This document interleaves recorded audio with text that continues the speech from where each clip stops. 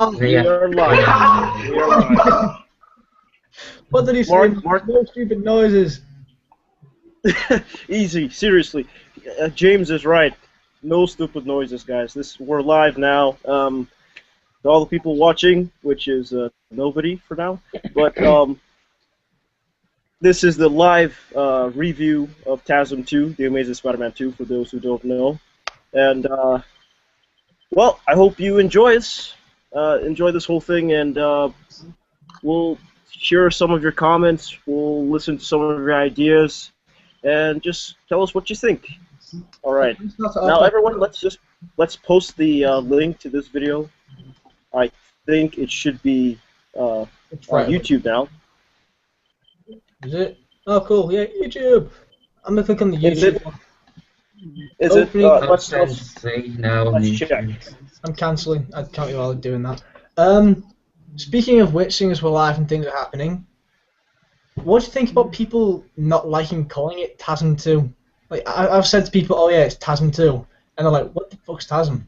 Yeah, like, no one understands TASM. Like, but I always call it that. Really common knowledge.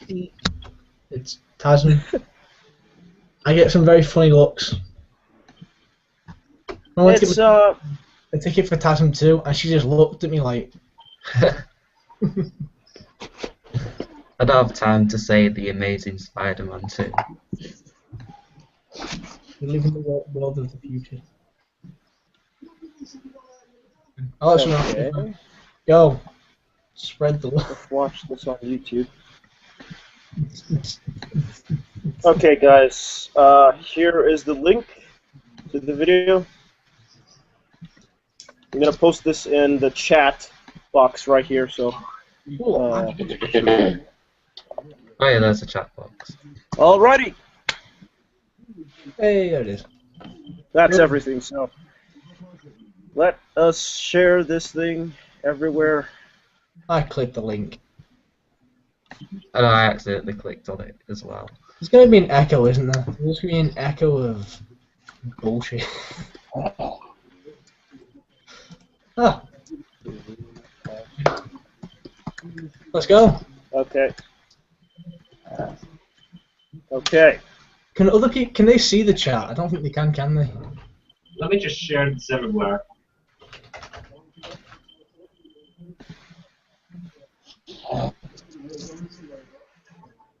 Okay, this is somebody's.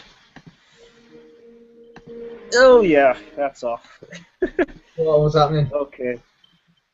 We're not gonna start just yet. Let's give the viewers a. Spider Vigilante. Hey, it's Nath. Nath little. We are still Spider live. Vigilante. This is interesting.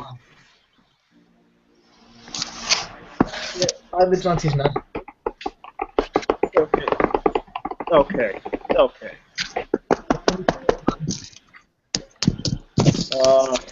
Post this here.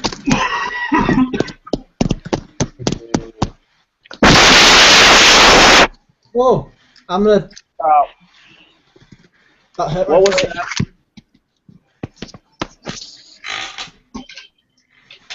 that? Okay. As soon as we're done sharing the hell out of this link, we'll start. Hey y'all. Okay. You go. Oh, give me a sec. Just one more sec. I will. I'll finish this whole sharing thing and we'll start. Review TASM 2. Okay. Okay. Has everybody shared the video? I'm sharing it all everywhere. I've shared it wherever I can. Okay. All right. We'll get viewers, and as they keep coming up, we'll just continue. All right. We won't start again. We'll start again. All right. So, for those of us just joining us again, this is the live review of The Amazing Spider-Man 2. All right. No problem. we're gonna start with the story first, the plot points, twists, and everything involved with that. After which, we're gonna move on to the characters, performances, and of course the action. And we'll discuss a few more things like the score, the music, uh, and stuff that our predictions for the future of what we think the So, TASM, where the TASM series is actually gonna go. All right, so I guess we can start with the story. Who wants to go first? will the plot twist be a twist like Gwen's neck? I say overall the story was good, but sadly for me, I felt that it reached a point. It was great, and it hit a point where it was constantly fantastic, which sort of made some bits of the movie not as good as they could have been because they couldn't break the mold they'd set for themselves. I know it sounds silly and a little bit ridiculous, but I felt that it was too good at some points. It didn't really stand out in the rest of the film. Okay. Is no one else jumping in there? All right. So that was that was James Knowles. Who else? Toby. Okay. Okay, well, actually, I think the storytelling of this movie was awesome, but I think that, I don't know, the deleted scenes made the story a little complicated, so when I watched the movie for the second time, I saw that they have majorly cut the scene where Harry tells, "What about Peter?" So he tells, "Oscar Petty under surveillance." So the movie was a little hard to understand the scenes between the deleted and the official, but I don't know, it was cool, and I think for a sequel, it had a lot of characters, except that made one of the best superhero movies. Yeah. I agree. Spidey Morpher, I think you're next, then Mark. Uh, Well, I thought the story was good, but to me, I think it should have been just 3 hours long, just to fit everything in properly. Those cutscenes taken out really did sort of take the movie a little bit. I mean, I wanted to sit in the cinema and go, "Isn't that the question of the day?" Along with Dane DeHaan. Yeah. Just go in. They could have still thrown the "isn't that the question of the day" in, but just in a different context. How's your dad? Isn't that the question? Yeah. Yeah. Okay. So that's your opinion on it. Mark Kuzman, then I will go. So. I thought I thought the story was good. It's actually a lot better than the first movie. I thought it was more developed. I thought it now has explanations on what happened to Peter Parker's parents. I think the story was basically just went from good, then from amazing. Actually, screw good. It's amazing. Then went to spectacular. Then sensational. All three acts were all good. Would you say it was the superior Spider-Man? Superhero was Spider-Man, okay? What's the point of putting Spider-Man title anyway? Yeah, I mean, I did like. Okay. Finally lived up to what they said. They finally lived up to telling the untold story. Because the first. All right. I'll let Gabe go first, then I will. Alrighty, what's up, Isa? We're talking about the plot. What we thought about the story of TASM 2. Oh, the plot. I felt, it's a good movie, it's a fun movie, but, the plot is I think there were too many elements in the film. I feel like this is pretty much, it could be considered the origin story itself because, or the first film in the trilogy, because like you guys saw how like they told everything about Peter's parents in this one and things like that. So that's really what I got out of it. But I probably would have had that whole train sequence and all of that in the first film. Because I think I would have focused a lot. And it's kind of weird because they cut Mary Jane because they said that they had too much going. They wanted to focus on the relationship with Peter and Gwen, but I didn't.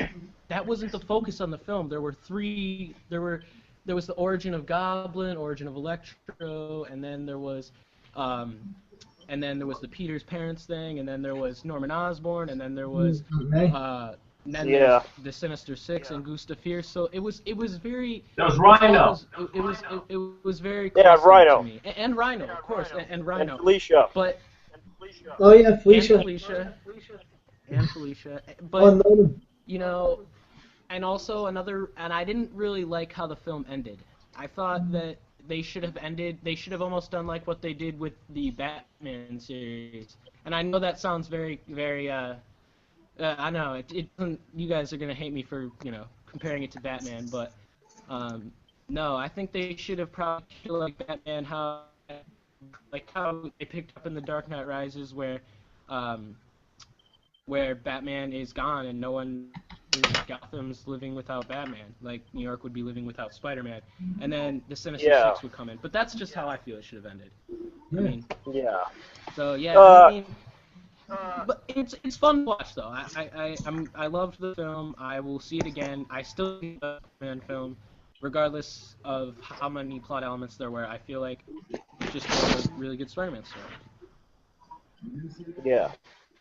But so like. Okay, so that's your opinion on the movie's plot, right? Yeah. That's how I feel. Okay, so I think it's my turn. Okay. First off, I thought the plot was well handled.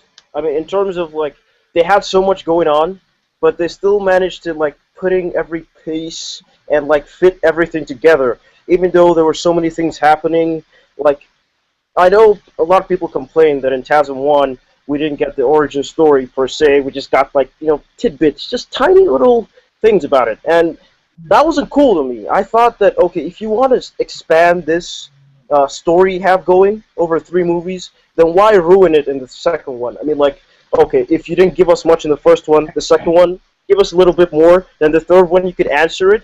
But if you could have answered it in the first movie, why'd you leave us until the second one to do it? Stuff like that.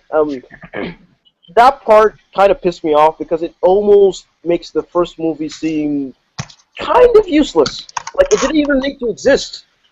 Frankly, if you watch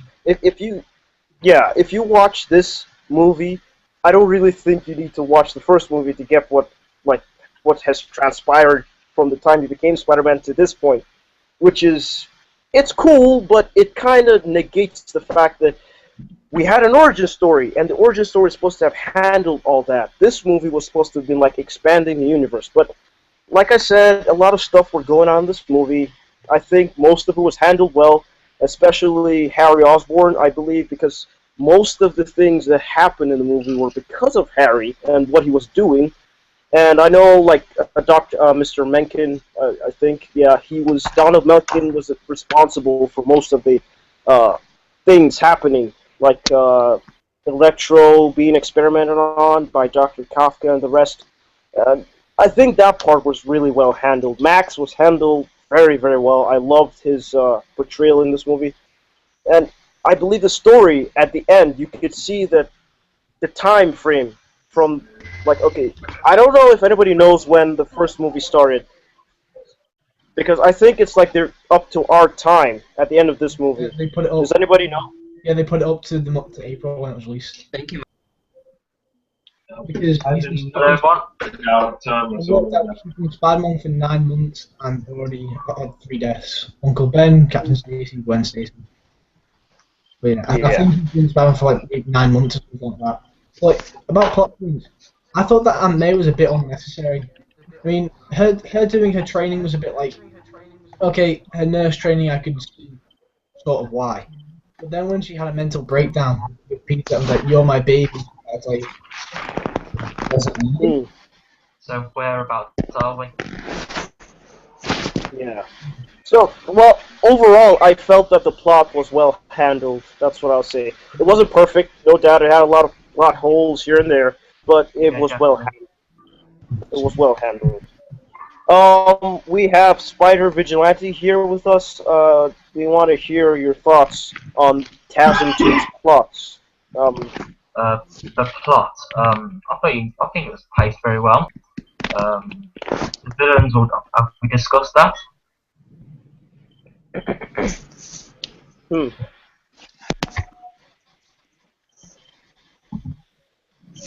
Yeah. That's, Can you guys hear me? Okay. Yeah. yeah, we can hear you. We So can yeah, hear the you. plot. Continue. People said there was too many subplots and stuff like that. I think it was perfectly fine the way it was. It had to be a large movie. Sorry for any background noise. It's my niece and stuff who just got in. Yeah, no problem. Continue. Um, like I said, it had to be a big movie because obviously handling the death of Gwen Stacy, setting up for the Sinister Six and stuff like that. But yeah, it was very enjoyable. I saw it for the third time the other day. Saw it the first time with my friends, second time with another friend in normal, and then I saw it again with another bunch of friends in 3D again. So it was very enjoyable. Great. Okay, so we've heard everybody's thoughts on the plot itself. Let's move on to the characters, performances, and who acted well, who didn't act well, who you thought messed up the role, who didn't mess up the role. We'll start like how we did before.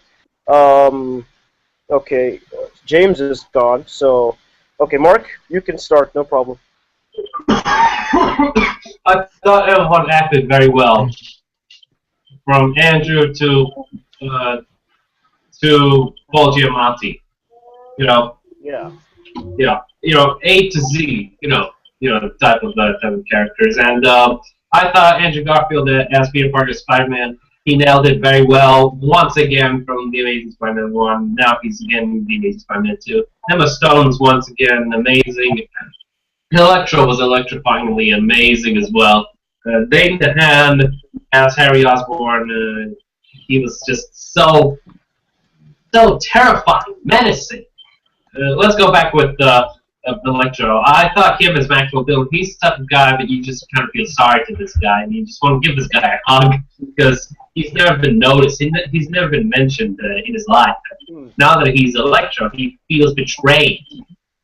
So you just kind of want to give this guy a bit of feel time, but then again, you want to fight against this guy because he wants to destroy New York. And Paul Giamatti, well, his acting was good. However, the face expressions were quite hilarious, I must say. And then everybody else, I thought they all were very good, especially with the chemistry between Peter and Gwen. If you've seen the movie, you can feel for that. I thought the chemistry was quite realistic. They were quite around for a while, and then they break up. And then they were friend zone. Then they want to be friends, and now they want to be friend, have a relationship again, and then bad things will happen. And then I'm pretty sure pretty much everybody in this movie were quite great. I can't pretty much mention other actors because I don't think we might have time. I think I'm going to have too much saliva coming from my mouth if I'm going to talk too much. So let's just have other people share their opinions. All right. Who wants to go next? Toby? Okay, Toby. So, I personally think that the chemistry between Peter and Gwen was amazing. I think that Mark Webb is a director who can extremely handle romance. And if we go to other characters, I think Jamie Foxx did very good as Electro. Sally Field did very good as Aunt May, and Dane DeHaan earned a place in my collection between the greatest artists of all time. Hmm. Interesting. Wow. He's been compared to Leonardo DiCaprio, so, and I can see why. He was great in the movie.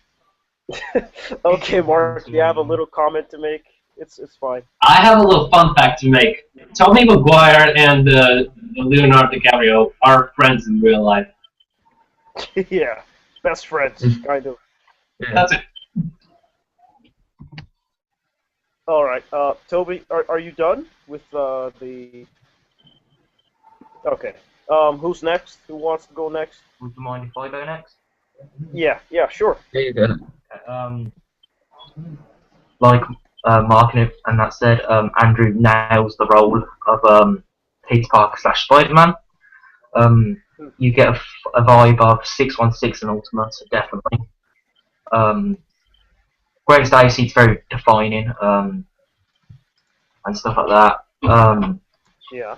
Dane DeHaan was a brilliant performance for Harry. Even for the time he had in the movie, it was very enjoyable to watch. Sally Fields, brilliant Aunt May, very Ultimate. And yeah, there was also Paul Giamatti, Rhino. I loved the scenes he was in. I'm glad they went with the mechanized suit look, like compared to the cross species look. Then you had Electro, which Jamie Foxx was just badass. I loved the design for him. Yeah, it was very awesome, and there was a few things I loved about it. I just like, obviously you can tell I love the Vigilante, so I'm just sort of glad that Peter wore the TASM 1 web shooters and he referenced TASM 1, so yeah, that's me. Yeah. Yeah. So you're done with Yeah, your opinion. Okay. So Spider Morpher, you go next, and then I will, and whoever comes up. But yeah. All right. I thought all the characters were practically spot on, Mm. and everyone there's like a few complaints on Rhino, but to me, if you've like seen the animations and stuff and in the comics, that is how Rhino is. Just a big goo. So that to me was brilliant. But yeah, all of them performed really well, and I think Dane DeHaan did actually just steal it in terms of like all the people in it. I'm back, by the way. well, James. Hello. I got a little thing to say. Venom had little screen time and he was the worst character in Spider-Man 3. Green Goblin had a little screen time and he was the best character in the movie. Green Goblin had more screen time than Venom. I'll be right back, guys. Continue. I'll just be right back. Okay, James, we were talking about our characters and performances and what you like. So, James, what did you think? I absolutely loved Dane DeHaan's Harry Osborn. I loved it. I mean, he brought the character to life for me. But I found his Goblin. I know the excuse is he's not supposed to be the main Goblin. He's the second Goblin. But I still preferred Defoe as the Green Goblin. I didn't find Dane scary or creepy enough. I understand him a bit. When he was speaking through gritted teeth, I was sorry. That's probably more because you can't speak through the prosthetics. Yeah. Oh, all right. James, have you talked about James, have you talked about what you felt about the performances? In the movie? Yeah, we're doing that now. I also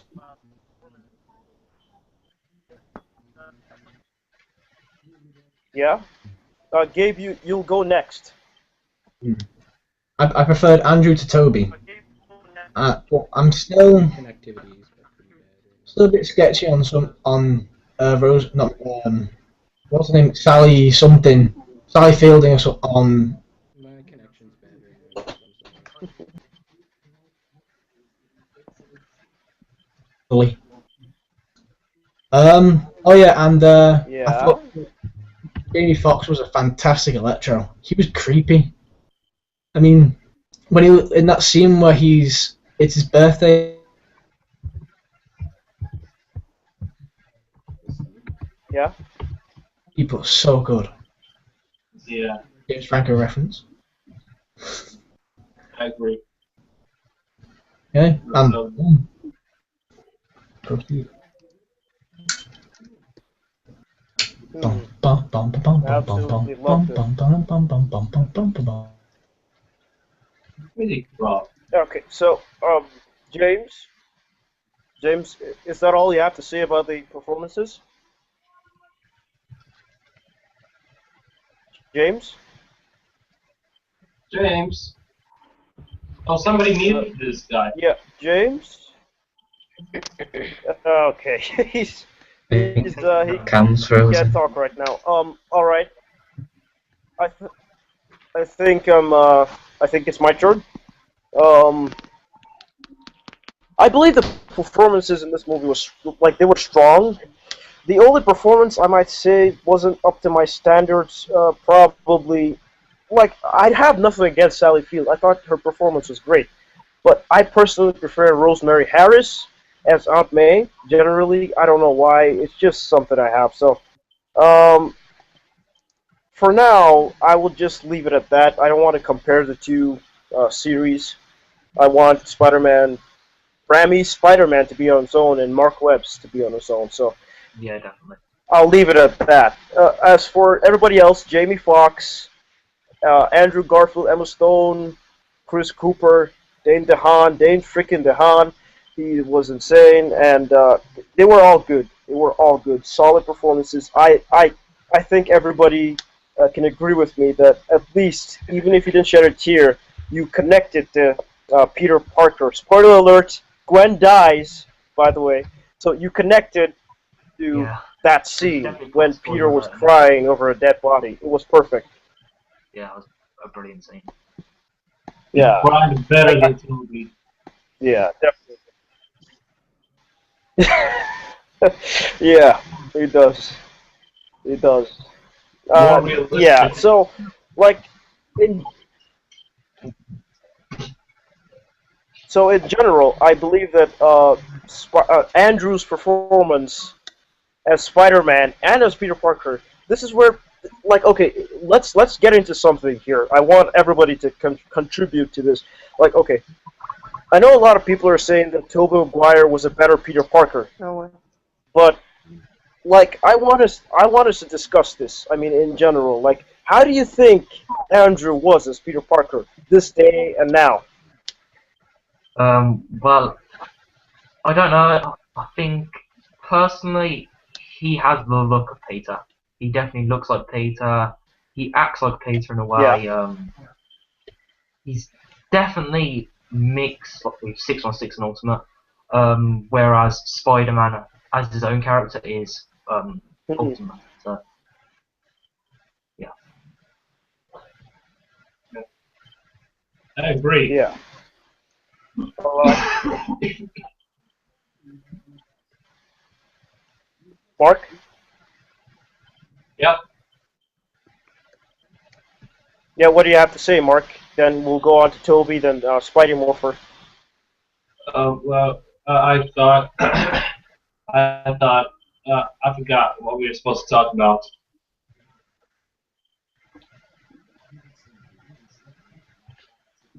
You forgot. Yeah, I was paying attention. It's just there's something I kind of forgot. Oh, okay. Okay. We're trying to compare Peter Parker's performance. I mean, Toby's performance as Peter Parker and Andrew's performance. I'm trying to see who got it better, like who nailed it. Oh, now I understand. I kind of prefer Andrew Garfield. I mean, I kind of like him a lot better because even though Tobey Maguire is a bit different, where he was all serious, I still kind of prefer Andrew Garfield's Spider-Man and Peter Parker because he's kind of like a realistic type of Peter Parker, the modern day version, and he's like they're both mix of both Peter Parker and Spider-Man. They're both mix of the 616 and the Ultimate with the humor and their style and their relationships and their emotions and their costumes and their flexibility and the stamina and sarcasm. Yeah, I agree. Okay, Toby, how about you? Who do you think played it better, Toby or Toby or Andrew? Of course, Andrew. I mean, he's born to play Spider-Man. Not that fat Toby, not me, Toby Maguire. No, actually, Andrew Garfield nailed his role as Spider-Man. I don't know, his mimics are like Peter Parker. His hairstyle is like Peter Parker. His emotions, his talking, I don't know, man, he's born to play Oh. Spider-Man. Okay, now, Spidey Morpher, I want to hear your thoughts on this conversation. I think Andrew Garfield is, well, just a really good Peter Parker, really. Because Yeah. I think it's just because it's just up to date, really. Because Tobey Maguire was still a really good Peter Parker. But, like, that was, like, over 10 years ago now, since the first one. So, Yeah. like what was said before, and Andrew's just really the modern Peter Parker, really.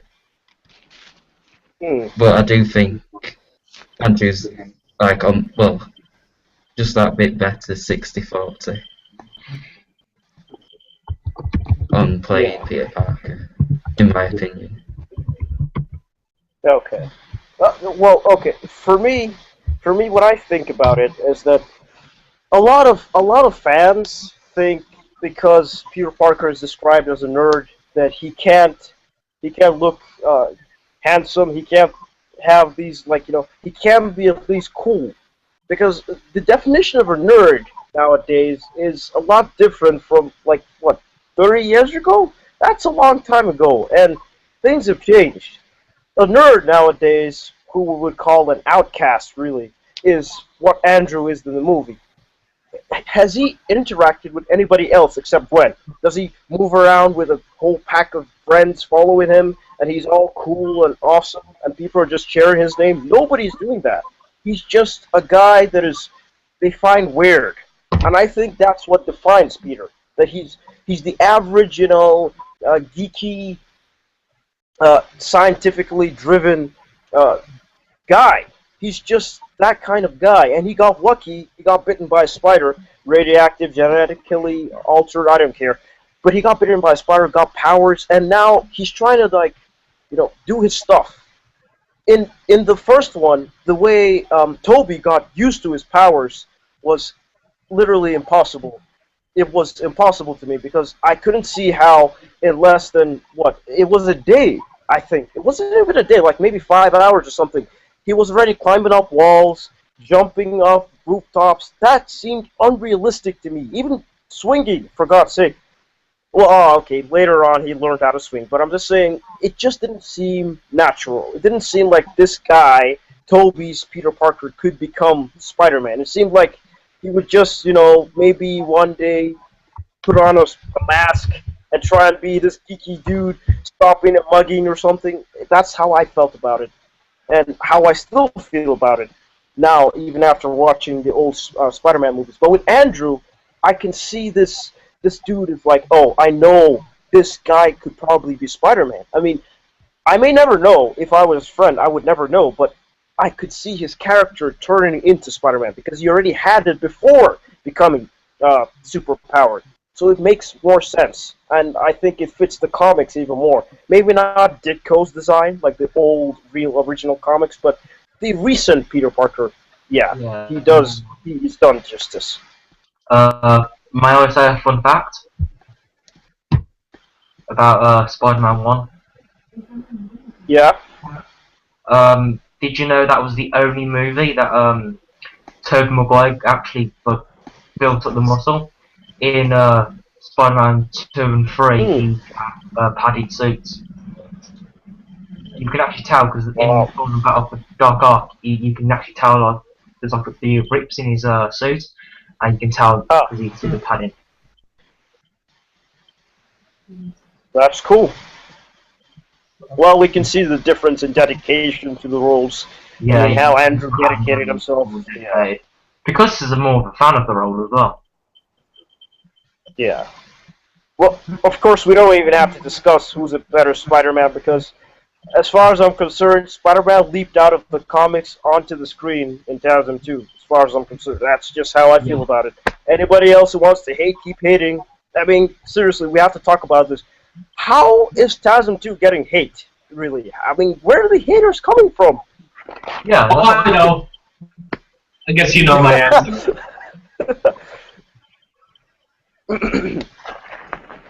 I guess you know my answer.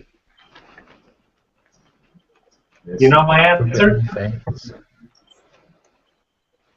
I'll give you a hint.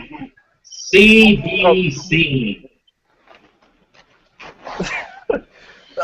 We can't publicly diss anybody. We can't publicly diss anybody, so we can't call any names, but we can describe them. Okay. Yeah. You can tell Yeah, they call them are out. horrible Superman people. fan. They are very insulting. Yeah. Very insulting. So yeah. Anyway, No swear words, just to cool our opinion to them. See, personally, I love the Raimi films. People say I hate them. I'm like, no, it's just that I love the TASM series because it's more accurate to the source. Yeah. The Raimi Spider-Man was fun for what it was. I enjoy that for what it is. It was a fun Spider-Man movie. Yeah. I agree as well. I mean, the Rami feud. I mean, but before between Webb and Rami, I think we should just accept that these are two different adaptations of the same character. That's all. If you look at it like that, there will be no hitting and no unnecessary like fights on who's better. But like I said, in terms of Peter Parker, just for the And people have got to think as well. There's a 5-year gap. 5 years. That is technically a long time between movies. And people say it was too soon to reboot it. Well, it sort of isn't because in a way, yeah, they wanted to hold on to the characters, but yet people are asking for another Spider-Man movie. And I can sort of see what people are saying, like hating the web films, even though I personally don't hate them, I love them. Because when they actually announced the TASM 1, they was about to start filming Spider-Man 4. It was in like getting all like the posters and stuff like that, like teasers and stuff like that. Which I was kind of disappointed, but we got the movies that we love. we're better off for it, so I guess it works out for everybody. Okay, let's try to get back on topic because we've discussed a few things outside. Everybody's talked about how they felt about the characters. Now here's the fun part: action scenes, action scenes. Everybody go insane here. You tell me what was it? Wait, listen. You tell me what was your favorite action scene, why, and what you loved most about it in the movie. So, who'll go first? Okay, Toby. All right. I don't know. I think the last scene of the movie. I think everyone's watched the movie, so yeah, I can talk about it. The Rhino scene, because I was very hit by Gwen's death, and I took a while to recover. And well, I was crying a little, and then when Spider-Man got the manhole, the music, it all stuff, it gave me goosebumps. And well, at the end, that big spider logo, oh my god, that was great. Yeah. Yeah. All right. So, Spider Vigilante, you'll go next. Then Mark Guzman, the Spidey Morpher, if he can hear us. Uh, yeah. Okay. So yeah. Personally, my favorite scene was the final scene. It was so badass compared to what we normally get with the final swing. It was so different and unique. Hmm. The CGI in this movie blew me away. The CGI in the trailers compares to nothing in this movie. It was so realistic and stuff like that. It was as if Spider-Man was actually doing that. It was as if there was no CG involved. And as well, another thing I loved about the movie was the credits.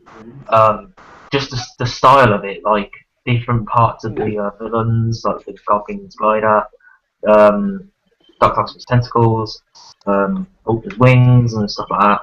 Very awesome and very badass and very Spidey, especially the manhole and the music as well. I love the music in this, but I still prefer the TASM 1 music for some reason. It just, I don't know what it is. I think I need to listen to it a lot more because I've watched TASM 1 a lot more than TASM 2. So, yeah, that's me done. Yeah. Okay. Yeah, that's great. And all right. So Mark, you're going next.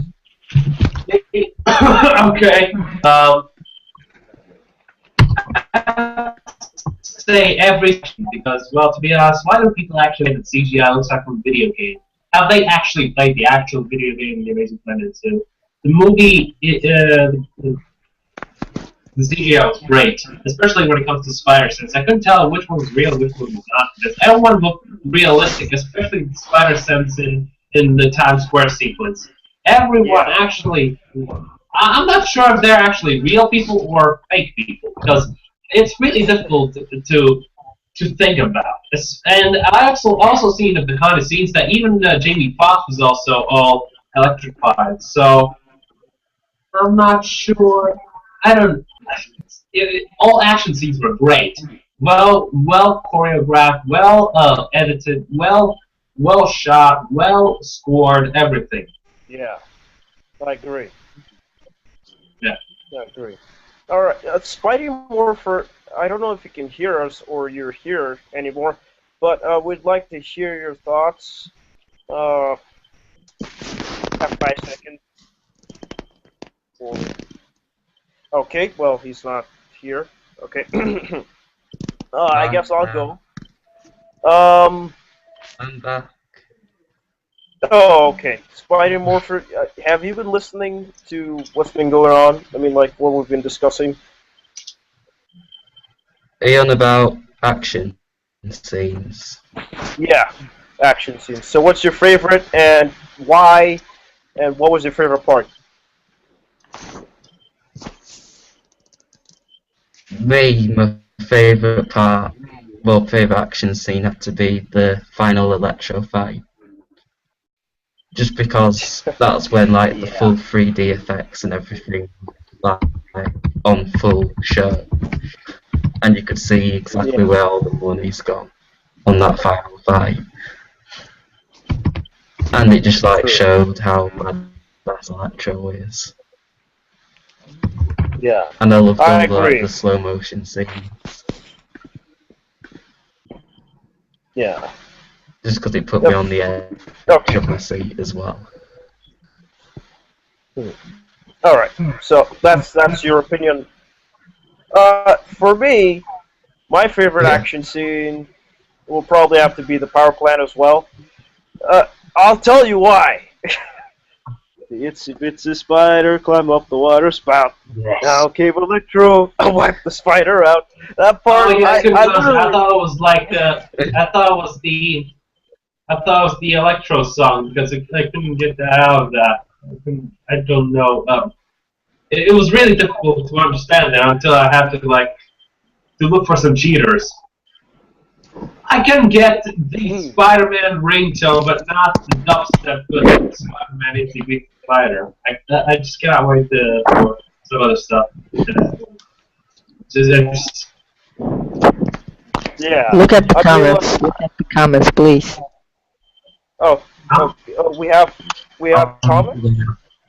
No, I mean the group chat. Oh, okay. Um, okay.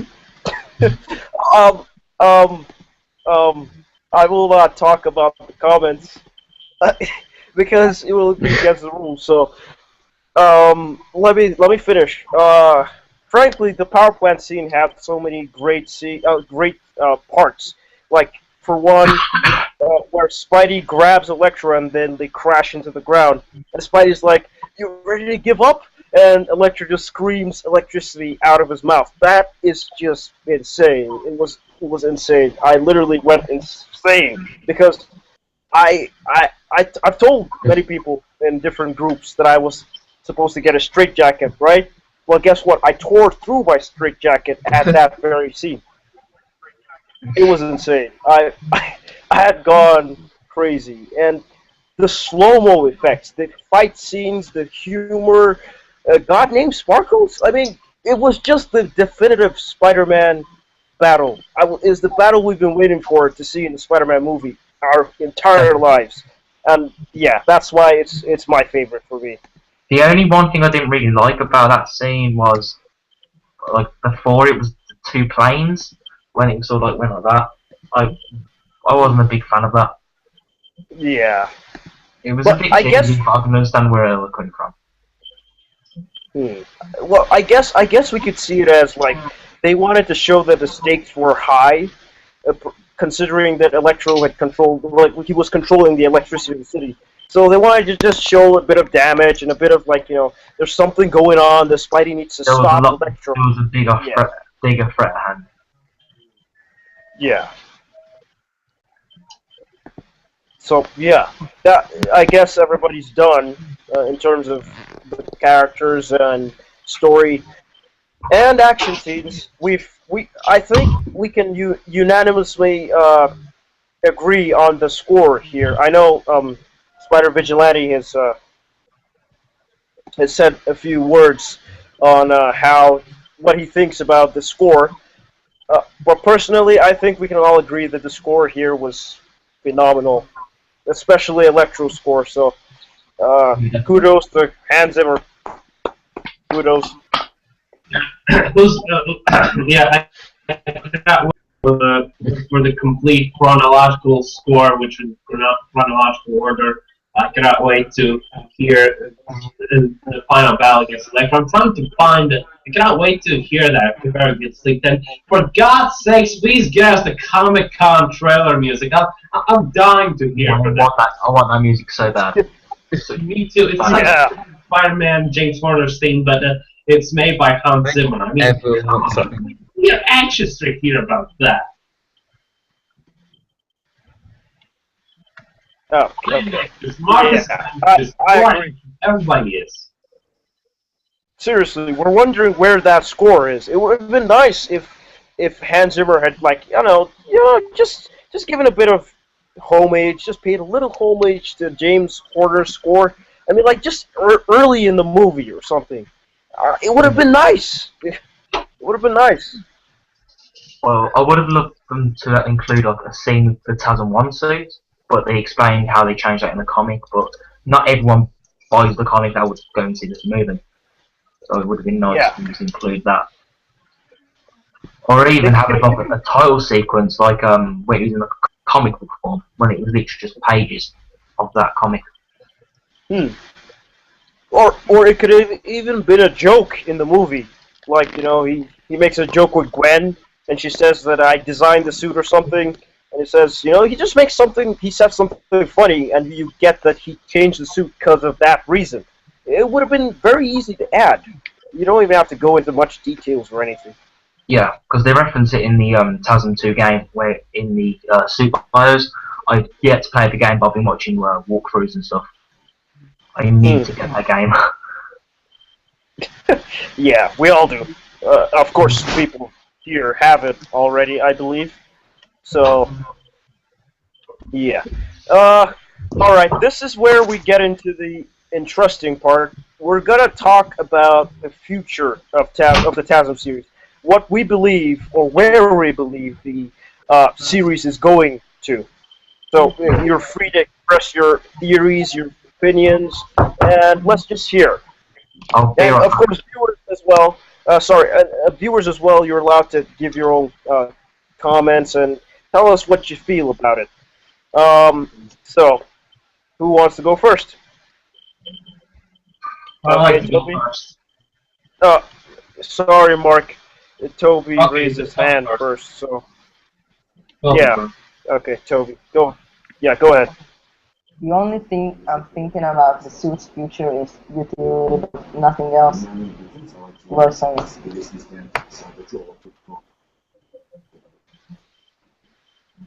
Sorry, I, I didn't like. You have to repeat yourself. I don't know. I couldn't hear you. Say it again, please. Look, the only thing I'm thinking about the suit's future is the utility bill. Okay. So, yeah, I'm finished. You can. All right. Um. Okay. So, you're done. Okay. Yeah. All right. So, Mark, you go next. Then Spidey Morpher. Then Nathan. I think the future of Okay. TASM will be probably set. I mean, I cannot wait for the Black Cat, possible Black Cat, well, spin off along with the Prowler. I'm pretty sure Black Cat might have to like deal with Morbius, as he was mentioned in the files that Harry was looking at. Prowler, I think he's going to be there just to represent that the Amazing Spider-Man universe is expanding. You know, like they mentioned with Dr. Kafka and Alistair Smythe. You know, even though spoiler alert, that Dr. Kafka is dead. He was drowned. The Electro forced him to drown, and I love that scene. yeah, he was screaming. Yeah, in the credits he was mentioned as Ashley Kafka. Yeah, believe it or not. And I cannot. And I'm not sure about Irfan Khan him returning. I'm pretty sure. I'm not. I'm not sure if it's going to be like return as a villain. I'm pretty sure he's going to be like kind of like a chameleon. But since that, I'm pretty sure it's going to be Mysterio. You know, with Sinister Six. I'm pretty sure they're going to handle the villains properly with Dog, Vulture, and other villains as well. I And agree. some villains probably might be have to leave out just to be in the Sinister Six, you know. And the Venom spin-off film, I think it's going to be the actual symbiote itself is going to be introduced from the Amazing Spider-Man 2 until the Sinister Six film, you know. And then we might have a little bit of a glimpse of a possible Black Cat spin-off film, you know. We can just see a little bit of the symbiote, and. And I'm pretty sure then Peter's going to rip out the suit, and boom, we got the Venom spin-off film, and then finally we can get the Venom we all deserve. One that who's buff and big, and he's like an anti-hero. Who just Yeah. he always says we instead of I. Kind of like 616 Yeah. style of mixed up with ultimate style look of Venom. Isn't that the one we all Yeah. want to see? This type of Venom was cool. And imagine that Carnage versus Venom. Now that's something I would love to see. He was mentioned, and we need him to appear in live action. I'm waiting for Carnage since Spider-Man 4, even though it's not existing anymore. I want Carnage and Venom to fight against each other in live action. You have no idea how much potential I want Carnage and Venom to be existing in the Amazing Spider-Man 2 universe. Yep. We all do, man. We all do. Seriously. Or maybe we could see Toxin, Venom, not Venom, Carnage's son. Yeah. Okay. So, Mark, I think you're done, right? Yeah, you can talk about something else. Yeah, no. everybody has to talk about their own ideas first. Then we'll move on. Spidey Morford, you go. Then Nath will go. Then I will go. So it's like we're peeing. Okay.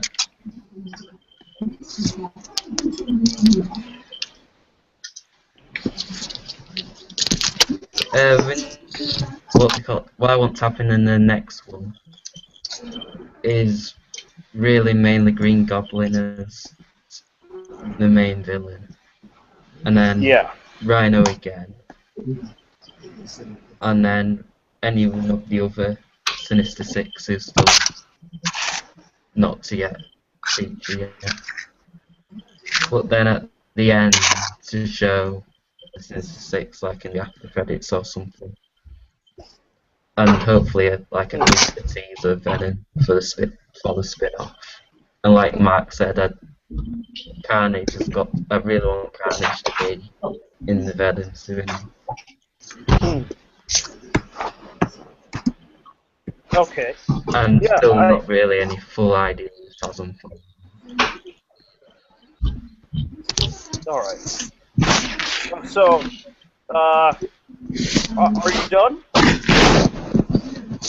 Yeah. Okay. Nath, you go next, and then I will. Okay. So this is what I want it to happen. Venom to be introduced in, well, the symbiote to be introduced in TASM 3. It ends with Peter ripping off the suit, which will lead into the Venom movie. We will see it bond with Eddie Brock and stuff like that. And then sort of terrorise Spidey. Because you don't have to show you don't have to show Andrew, you can just have his voice. They just need like a CGI Spidey for a fight for that. Then that will lead into TASM 4, whatever they have planned for that, or maybe for Sinister Six with the possible lineup of people like saying that maybe Lizard will return. It would be nice to see another return, but I doubt it. But yeah,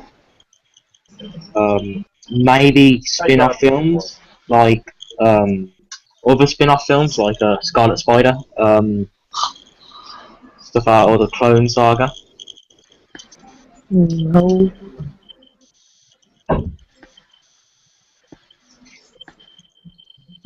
I kind of like the Clone Saga.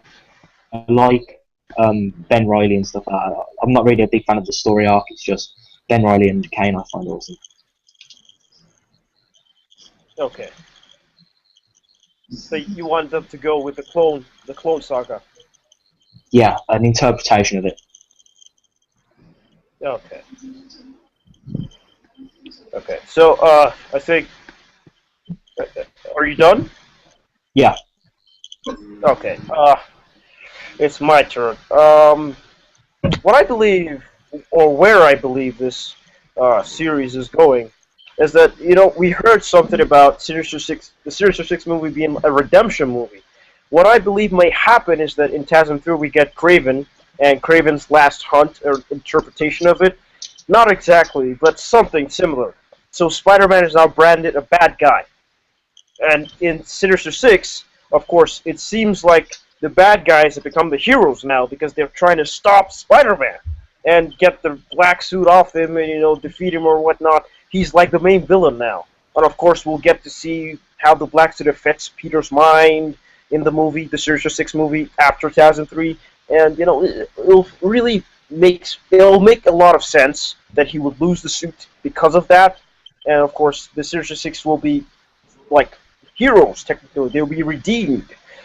And that's where it leads into the Venom movie with Carnage, of course, and maybe a few more. I don't know if they'll add any of the other children per se. I don't know. But I think Venom and Carnage are good enough. And I can't see a Venom movie without Spider-Man in it. It just doesn't make sense. You have to have Spider-Man as the villain. Again, literally, Venom's trying to beat the crap out of Spider-Man. That's the main plot. But Carnage comes in, and they have to work together. That's what I believe, before TASM 4 comes up. Of course, 4, I have no idea what they're going to do. That is a mystery to me. Seriously, I have no idea. But I hope Mysterio shows up as a villain very soon. I really, really hope he does. He deserves his own movie. He's too cinematic, like Electro. Yeah, I think definitely because the visuals and stuff would just be amazing. Pun intended. Yeah. And it'll look great in Yeah. IMAX 3D. It would look awesome. True, Spidey. Wolfer. True. Guys, I'm gonna Yeah. have to go now. I've got to go and do some things and get ready for college and that for tomorrow. Okay. All Okay. right. Well, thanks. We'll see you then. Okay, catch you guys later. All right. See ya. Okay, guys. Well, we're coming to a close of this review. I think we've said a lot about TASM 2. People, go watch the movie. Go watch the movie. Whoever's watching, go watch the movie. Go see it. It's a great movie. Screw the critics. Don't listen to them. They don't know anything. They don't even know Spidey. Most of the Cast critics. as well. Please watch this movie until you can go broke, until no money is left. Go watch this movie. But this movie is now on $500 million. Now we need to have 500 million more. Actually, make it 1,500,000,000 more. We need this highest grossing Spider-Man film of all time. Yeah. Seriously. People, go watch it. Yeah, it Spidey does fans, deserve go that. watch it. Support the freaking movie, guys. Come on. And for the sake of it, I mean, if you didn't like the movie, I mean, are you sure you're a Spider-Man fan? Are you sure? You have to go ask yourself that. You know, that's just how I see it. If you don't like the movie. Just watch it. Go ask yourself that. Stonefielder. I'm a Stonefield fan. I support Andrew Garfield and Emma Stone. I like Jamie Foxx. I like Hans Zimmer. I like Pharrell. I like Mark Webb. I like Spider-Man. These are the only reasons. Actually, most of the reasons, and this movie included, are the reasons why I'm watching this film. Why I love it. Exactly. Oh, and And if you hate it, just watch it again to hate again. you have a point there. As You have long a as you point take your money. I feel, honestly, I'll be honest here, I really, really hate the fact that a lot of people are hating on this movie. It's become a trend. It's not opinion. It's like, it's cool to hate on TASM 2 because everybody's doing it. That's how I see it nowadays. Yeah. You just okay. I'm not trying to call names here of websites or anything, but just go on to comicbookmovie.com. Just look at some of the comments. You will see a lot of people just hating on the movie for no reason. They may have reasons, but they're just nitpicking and exaggerating it. That's all. Seriously, and it pisses me off. Yeah, me too. How come Comic Book Cast is going to get so many likes and they say this movie sucks, and when I do a spoiler review and I say it's good, I only get 2 hates and 14 likes. See? It's appalling. It's definitely surprising hated how out many of all haters. the films. It really annoys me. I'm not sure if these are fans. I'm a fan, and I love the movie. Yeah.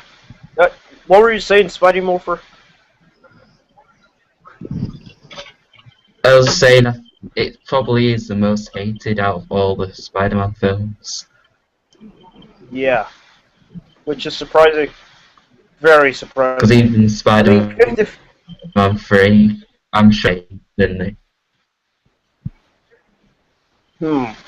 54% Rotten Tomatoes. I'm sorry. I just had to say it. Seriously. Really. 63% on Rotten Tomatoes has Spider-Man 3. 45% has The Amazing Spider-Man 2. Why you do this? I don't get it. Why you seriously don't. Isn't that the question of the day? I think it's Yes, Toby. That is the question of the day. That is the real question of the day. Someone should make a meme instead of just like instead of just making somebody laughing. We need somebody crying, because of that failure the critics making. Oh God. I can do better than that. For now, I think just find me. I think the best thing for us to do as Spider-Man fans, and I think this applies to everybody in general, just go watch the movie and then decide on your own. Decide for yourself what did you think about it, and I doubt that you would hate it this much. The critics, they do this every time. If there's a movie that they believe will destroy another movie that they want to get that much money, I don't know who the hell is in control of what happens in Hollywood, but and in the box office as well. But they will hate on the movie. Like think about Man of Steel for God's sake. Who can hate on Man of Steel? That's still 55%. Doesn't make any sense, really. They just hate on it. They create stupid reasons to hate on it, and they say it's a terrible movie. It's incoherent. Yeah, so many stuff in there. It doesn't make any sense. And then the action, not even. I mean, forget about the performances. The action, they said, was like it was too flashy. Too flashy. It's a superhero movie. What do you want? You want Twilight kind of action? I mean, the first Twilight with some freaking ultra practical shit. I'm serious. It doesn't make any sense. Seriously, Batman and Superman's gonna be there. I mean, come on. I know Superman's gonna win on that battle. I mean, seriously. Don't listen to critics. In fact, don't listen to Comic Cast. Listen to me and Toshi Usha 4 and other people who support this movie. Just listen to the true fans, the mature ones. We are the smarter ones. Yeah. Yeah. Yeah. Anyway, let's move a bit off topic here. What do you guys think about Peter Parker showing up in the first issue of Miles Morales' Ultimate Spider-Man?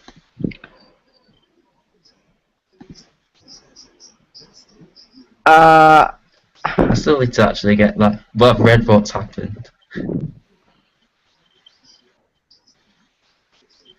I'm not really. I'm not sure how he's gonna. I'm not sure how he. It's kind of a bit confusing. I mean, now I'm wondering if there's actually as the oh yeah, the Clone War was in the clones were in the Ultimate version. I'm pretty sure they're making clones once again. Or maybe he's a zombie. He could. You never know. You never know. Maybe there's the Ultimate version of Marvel Zombies. You know, they're getting a makeover now. Yeah. You know, Okay, Toby. Yeah. what about Max's mother in TASM 2? What happened to her? Jamie Foxx teased us with her. He said she doesn't even remember his birthday. So what happened to her? Maybe it's just a little bit of a sarcasm he's trying to put on. You know, Jamie Foxx. He's awesome. He's talented. He's charismatic. I'm pretty sure he said that. You know, just to see how alone he was. You know, because it can also be relatable. I've seen one video on Vine. You know, where there was one person who says, "Guess what day it is? It's Sunday." It's my birthday. Like, okay. I think the mum might be got killed. Okay. Like, okay, I know a lot of people have complained about the deleted scenes and how, frankly, there were just so many good scenes that could have been in this movie. We shouldn't even have had that plane scene. Frankly, we could have deleted all that and given more time to other scenes. Like take for example, like Toby mentioned, the scene with what about Peter? Not everyone has a happy ending. Isn't that the question of the day? The scene with Spider-Man hanging upside down, a practical scene, and he's like using a Spider-Man mask to taunt some guys. That was in a set pick. It was actually one of the first set picks we got from the movie. Yeah, Mark, what do you have to say?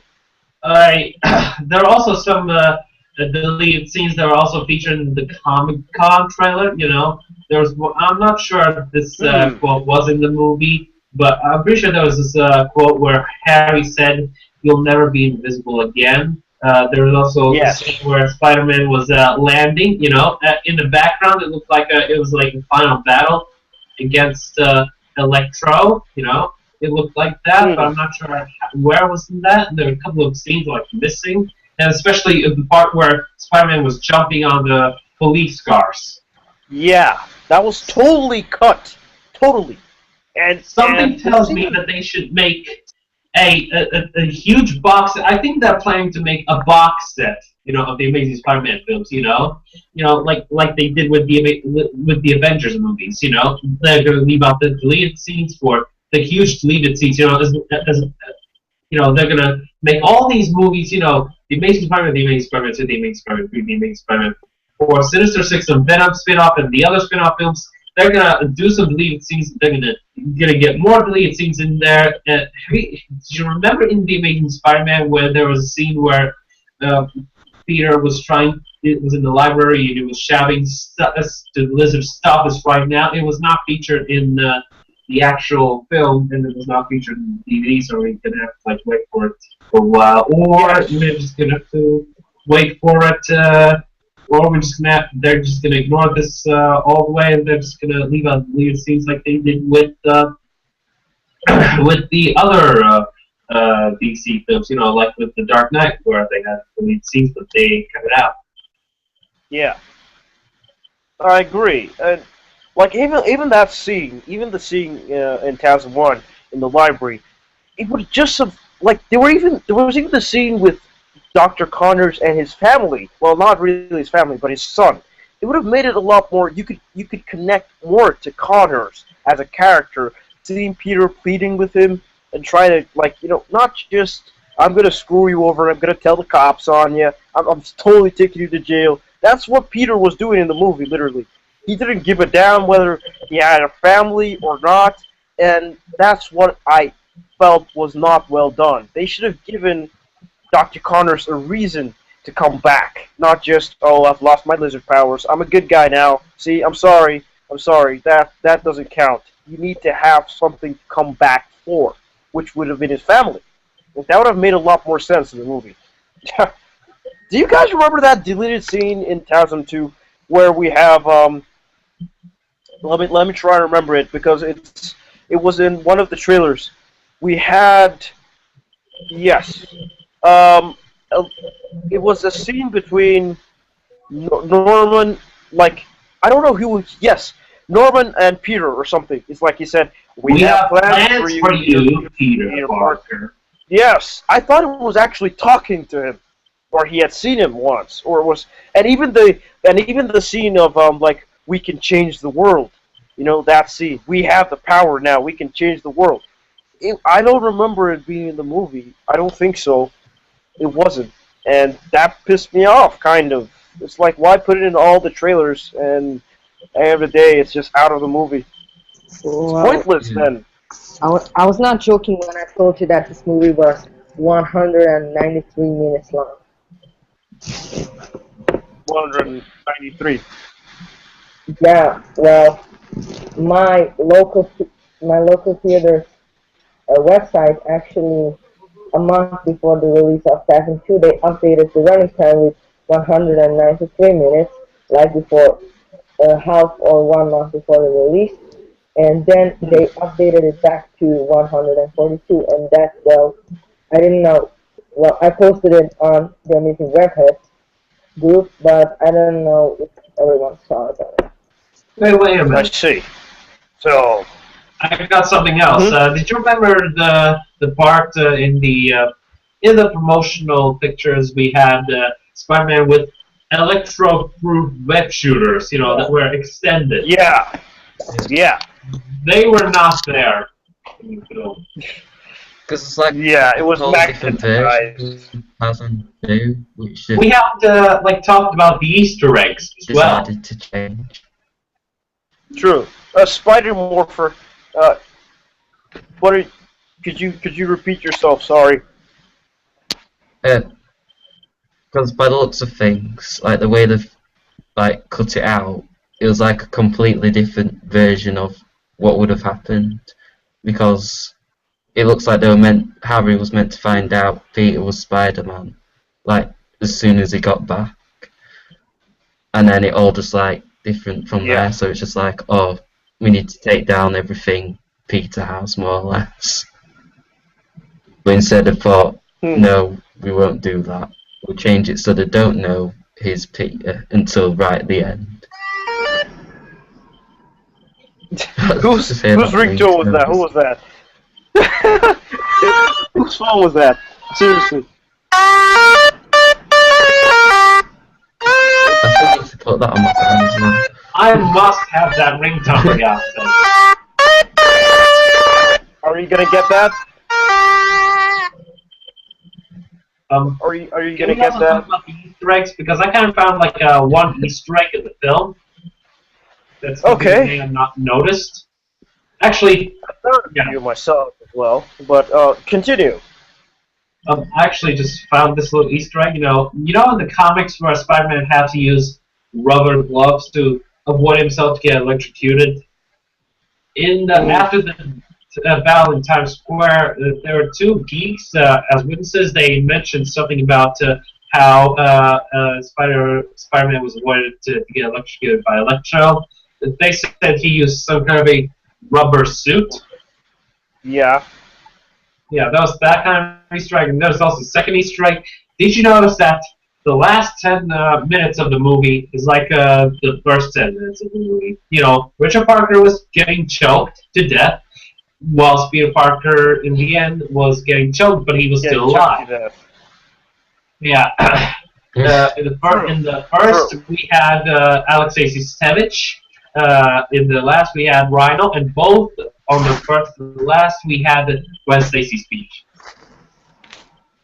But that is actually some good trivia there. I mean, yeah, it does make sense why the scenes were like parallels of, the two characters, his dad and himself, and of course Alexei being in both of them. Yeah, I also found this Easter egg. Well, it's not really an Easter egg, but something people thought. Toby.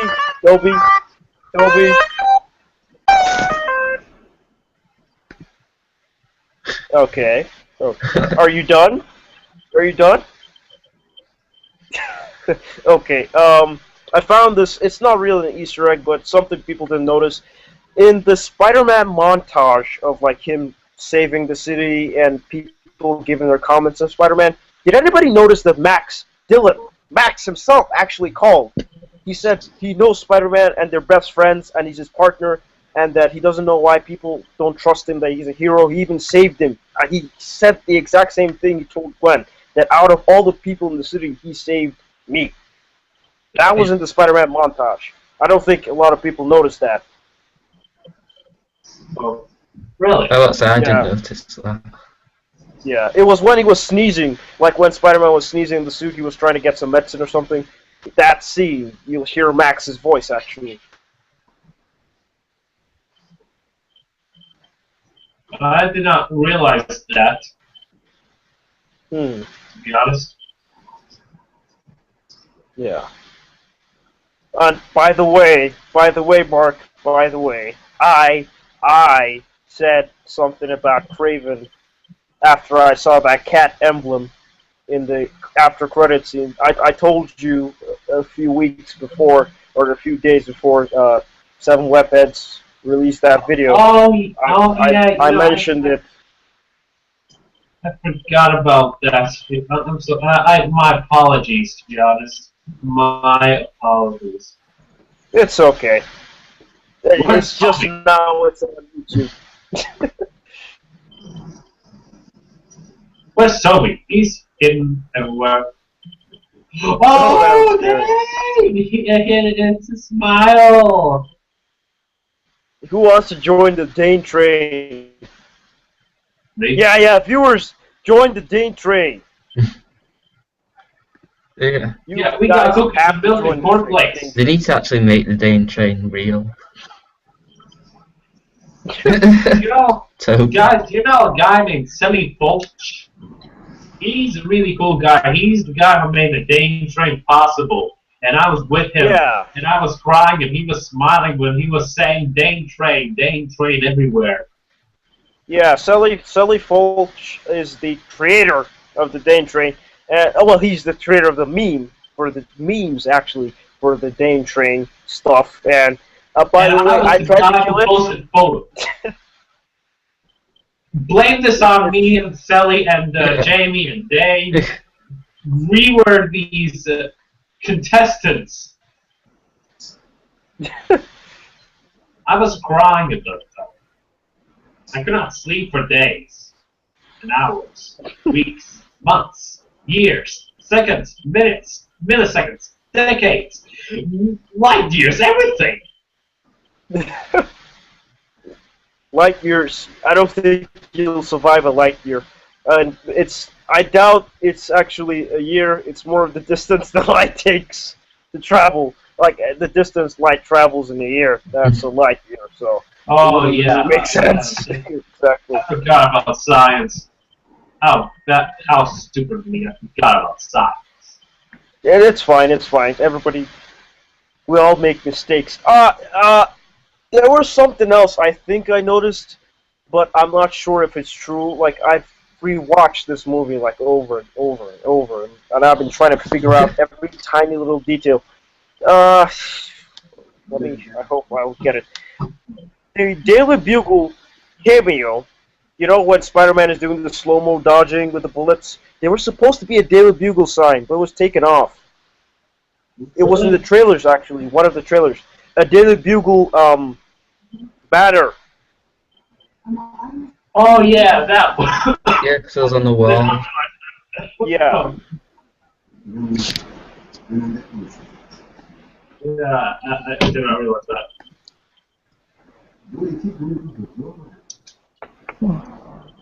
That I felt was I thought it was unnecessary because it would just have it would have emphasized the presence of the Daily Bugle. And that's as well. I want JJ in TASM 3. I hope we're gonna see J. Jonah Jameson. True. Just he appears after the battle gets established where they left off, and then he just appears. He was like, he's all there like, what? And then Brock comes out of nowhere. He's trying to be a journalist. He was like, you want it cooked or raw? Yeah. I don't know. I can't even think about anybody who could replace J.K. Simmons as J. Jonah Jameson. I don't know. There's nobody so far that I can think of. I hope it's a decent actor. Yeah, Hugh Laurie. I agree. House. But, yeah, I know. But, As long think as about they can do the J.K. Simmons' voice, I'm performance. fine. Spidey Morph. We're not even sure if he can do the voice per se, but Yeah. what For me, I feel the that actor can do the voice, I'll be happy. yeah. Toby, you said something. What is it? Yeah. I said, you won't crawl in Venice? Yes. You all crawling menace. See, they should just cast Toby as the next JJ.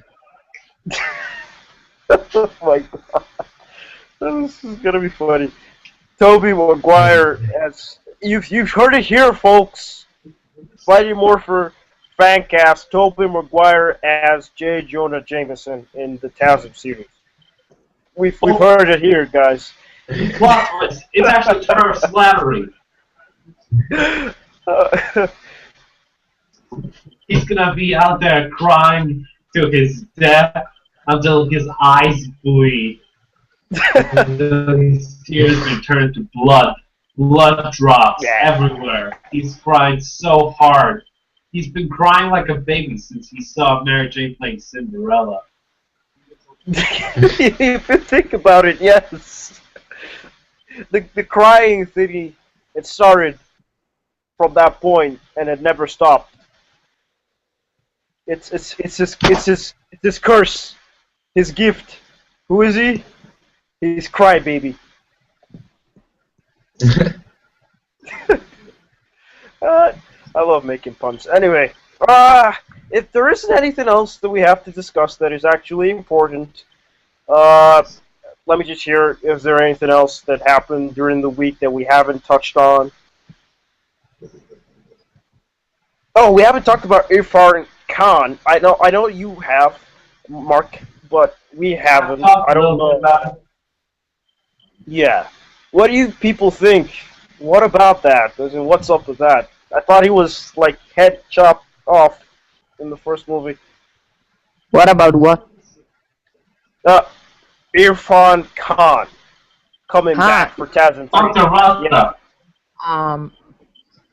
I don't want him back. I'd say it's a false rumor. How But maybe, about you, Spidey? but maybe this guy does. Oh, Do-do-do-do, do-do-do-do, do-do-do-do-do-do-do-do, do-do-do, do-do-do-do, Guys, I somehow got a picture of Michael Morbius. I can't see Michael anything, Morbius, but ladies and gentlemen. Actually, I Oh, came around. yeah. Tell me why so. hmm, Oh, hi, Mark. not bad. Anyway, Spidey Morpher, what about you? What do you think about Irfan Khan coming back for TASM 3? He's muted. Hopefully it's not true. Uh, Because really, Yeah. he's dead, really. And if James if they bring Franco. him back to life, it means they've got to bring Gwen back to life. Yeah, it could be Mysterio actually, or the Chameleon. I think that would actually be a good idea if you think about it. Like, it would be nice to introduce Chameleon or Mysterio like that. I mean, even if Mysterio isn't in the movie, but Chameleon being Irfan Khan, who's supposedly dead, and it was confirmed in a newspaper by the Daily Bugle, the viral campaigning. So Irfan Khan, his body was found in the sewers or something. It was confirmed. So bringing him back for TASM 3, people are going to start asking questions like, who is this guy? And I'm just waiting for the scene where he'll just pull off the mask. That's it. In the cinema, I'll just go, ah! Plus, as well, I scream. think if he was, Not gonna lie. plus if he was going to come back, he should have come back in TASM 2. Hmm. damn it. What are you doing, Mark? James Franco, ladies and gentlemen. James Franco versus Dane DeHaan. It's the battle of the Goblins, the battle of the Osborns. The Well, Dane DeHaan is going curse to win. runs through our veins. Anyway, Spider Morpher, you were saying?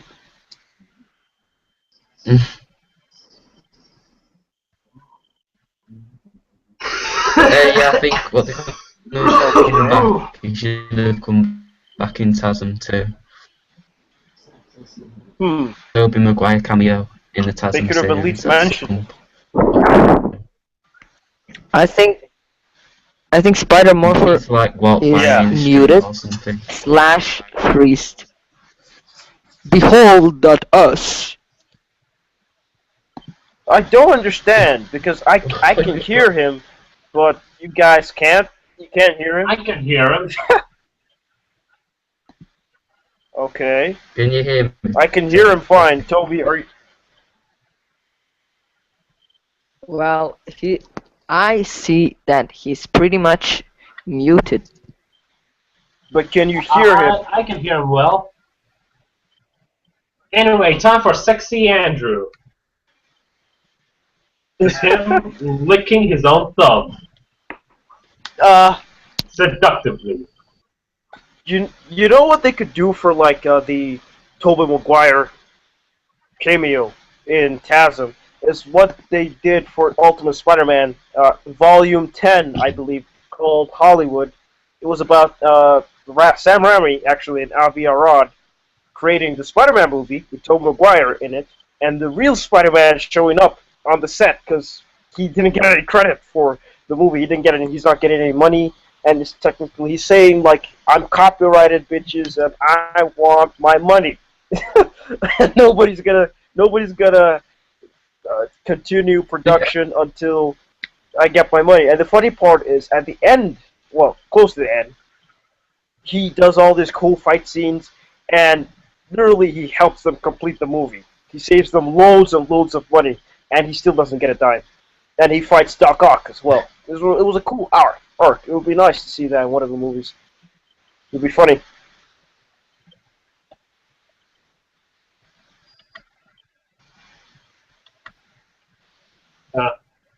Yeah, I think that would be a great idea. But I'm pretty sure it'll cause a lot of controversy if Tobey Maguire's going to play the actor. True.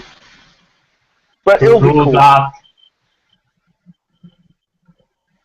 Yeah.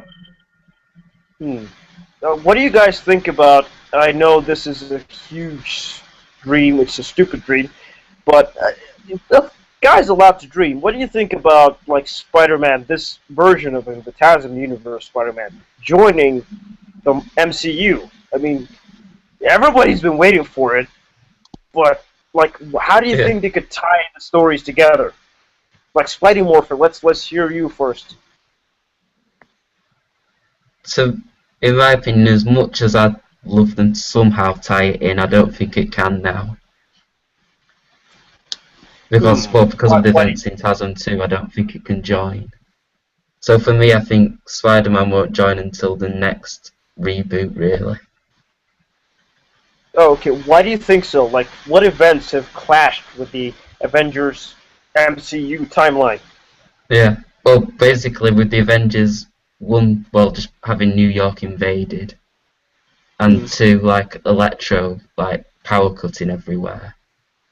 So, and plus as well, they're set in the same time as well, more or less. So both, like, really modern day. If TASM 2 was set before Avengers, then it could work. True, but why wouldn't Nick Fury approach Spider-Man? That's the question. Because he's obviously an ideal member for the Avengers. A little cocky, yes, but if they could put Tony Stark in the Avengers, I mean, they could handle Spider-Man. So yeah, I think. But but for me, it would have to have happened in the first one. Actually, I got an idea. What? About Spider-Man being in the Avengers? How about we have a scene where Peter Parker and Nick Fury meet together, then boom! It was all a dream. That would be funny. That would be funny. So many people as well. The movie would get more hate because the build up. Oh my God, you would have so many butthurt fans. Like, how dare you set this up? Toby, I'm enjoying your pictures, but are you gonna join the conversation as well? He's just there for fun, I think. Yeah, okay. Hey, it's that 70s Quicksilver with Pink Floyd shirt. Listen, Quicksilver, it doesn't matter. I know you're awesome, Quicksilver, from the comics, but if you're gonna wear, I don't care if you're having the Pink Floyd shirt or not, just have the green or blue suit. At least Marvel Studios is putting some effort in it. By the way, for anyone wondering, I will do a review of X-Men Days of Future Past in my What the Actual Mark channel. I will do that. You gotta realize that we're still live, right? Of course. Oh, we're still live. Yeah. I thought we were. We're not done yet. We still have a few more things to discuss, then we're done for this week. And I want to actually talk a little bit about Spider-Man joining the MCU. I know it's impossible, but let's just play around with it. Let's just toy around with the idea. I mean, imagine if TASM 1. 1 second. Yeah, let's start from TASM 1. If TASM 1 took place, Toby, what? This is What was like that? the Rhino of 300, but I'm not pretty sure if you can see. Nah, I It don't looks know. like I thought this was the Amazing Spider-Man, not the 300. yes, I don't, I don't yes. know. There was 300 in my television. Thingy. There was a pretty big rhino here, so I wanted you to see it. Oh yeah, let's get back to our topic. Yeah. So if TASM 1 had taken place about, let me say, 3 months after the Avengers, it would explain why there were cranes, a lot of cranes in the city. That's one. The second one is it would explain why we didn't see Stark Tower. Yeah. Yeah, I know it exists. I know it exists, and I know it wasn't blown, like cut it in half or anything. But it would explain why we didn't see it. Now I don't know how much time has passed from TASM 1 to 2. So within that period, we can say Iron Man 3 took place, Thor 2 took place. Captain America, though, I believe takes place after TASM 2. That's what I believe in the order. I think it takes place after TASM 2. Because there's a whole gap. There's a 5 months, there's 5 months, like a 5 month skip in this movie. If we haven't forgotten when Spider-Man was no more, literally. So what happened within those five Oh, yeah. months? We could have had Winter Soldier. We could have helped. We could have had Thor 2, Iron Man 3. So I think it all fits. They can still play it off.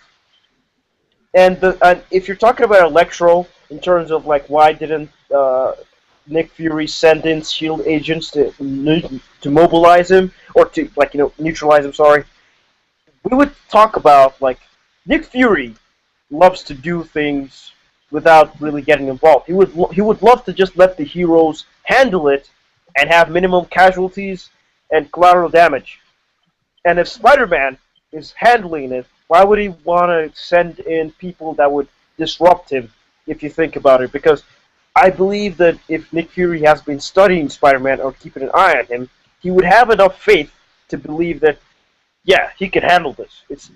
If he stopped the Lizard, he can also stop Electro. That's what I believe. Yeah. But also as well, because since they haven't done it now, if they try to do it later, it's sort of like a mess since, well, now Shield is like sort of gone.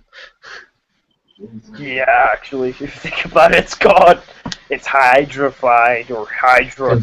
Hail Hydra! Yeah. Hail The Winter Hydra! Soldier's like Actually, corrupted Hail it Hydra! all. Hail, Hail Day! But yeah, Agents of Shield is getting another season, which I'm not sure how they're gonna work, how that's gonna work, but I'm still watching I'll that still show. watch it. I'm still watching that show. I just have to explain my dad about It's why the final episode in like 2 days. everyone hating Shield with hype and stuff. I had to explain it, even though I really wanted him to watch Captain America himself first. I guess we're gonna have to wait until the explanations. Yeah. you know, if there would be a shield.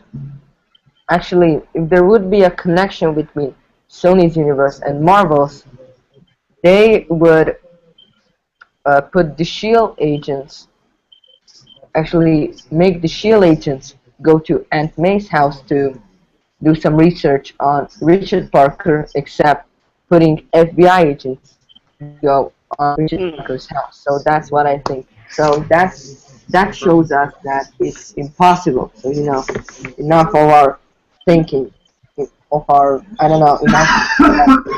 You can see that it's impossible. So it's never gonna be. Hmm. You know, you know, like I said, it's just wishful thinking, but it's good to see how it could work, possibly. I mean, seriously, I don't know all the stuff behind the contracts they have with all these movies, but for God's sake, is it so hard to just for just one huge movie. Put the X-Men, Spider-Man, the Avengers, the MCU, just one movie. Just come together and do it. No, just come together and do it. Just do it. Just like the what it's not not Civil If War. Who Framed Roger Rabbit can do this, why can't Marvel? You know, they had Walt Disney, they had the Universal, they had the Warner Brothers. They were not afraid. They were not scared of putting all of this. But right now, it's like it's like they actually have problems right now.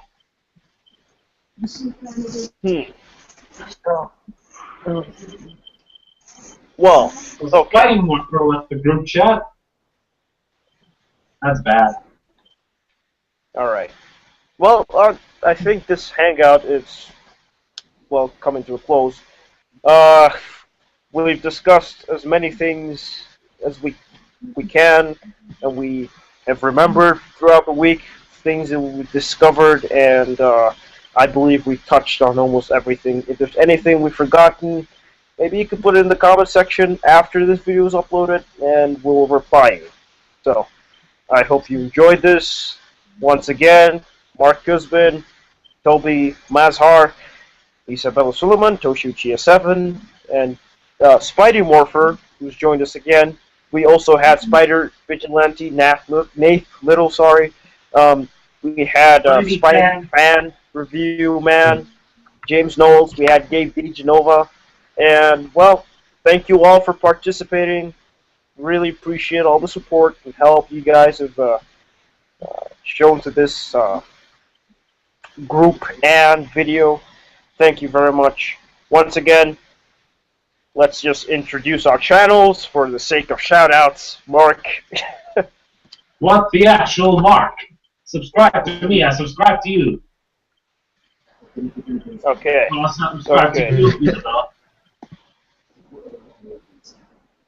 Alright. Spidey Morpher.